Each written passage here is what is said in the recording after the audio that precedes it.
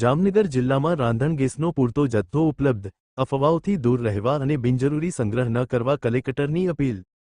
Tanker પુરવઠાનું સંતુલન જાળવવા 2 સિલિન્ડરના booking વચ્ચે 25 દિવસનો સમયગાળો રાખવા નિર્ણય કરાયો. કાળાબજારી કે વધુ ભાવ વસૂલનારાઓ સામે તંત્ર દ્વારા કાયદાકીય કાર્યવાહી હાથ ધરાશે.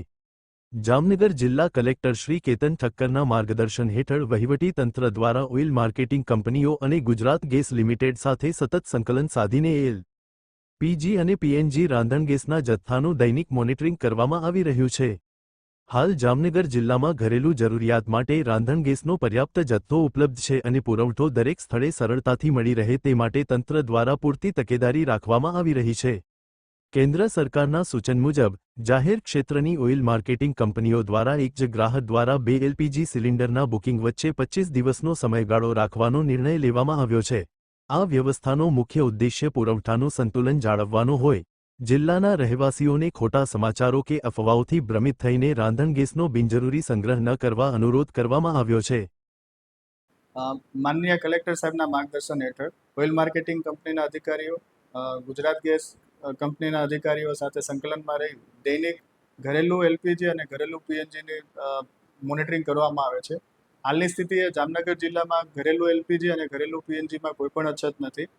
અહીંયા જિલ્લા વહીવટી તંત્ર દ્વારા જિલ્લા કક્ષાએ જિલ્લા પુરવઠા અધિકારીની ટીમ તથા તાલુકા કક્ષાએ તાલુકા મામલતદારશ્રીની ટીમ દ્વારા ગેસ એજન્સીઓ, હોટલ અને રેસ્ટોરન્ટની તપાસણી કરવામાં આવી છે.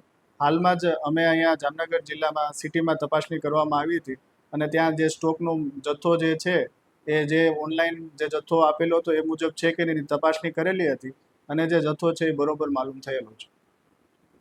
હાલની પરિસ્થિતિને લોકો માટે શું કઈ ખાસ અપીલ કરવામાં આવી? હાલના જામનગર રહેવાસીઓને મારી ખાસ અપીલ એ જ છે કે ઘરેલું એલપીજીનો કોઈ બિનજરૂરી સંગ્રહ ના કરે અને જે લોકો પાસે પીએનજી જે છે પાઇપ નેચરલ ગેસથી રાંધણ ગેસ મેળવે છે તો તેમને હાલમાં ઘરેલું એલપીજી જે બોટલ છે બુક ના કરાવે, જેથી ઘરેલું એલપીજીની ડિમાન્ડ જે છે ઓછી થઈ જાય અને બિનજરૂરી સંગ્રહ ટાળવા જામનગર રહેવાસીઓને અપીલ કરું છું.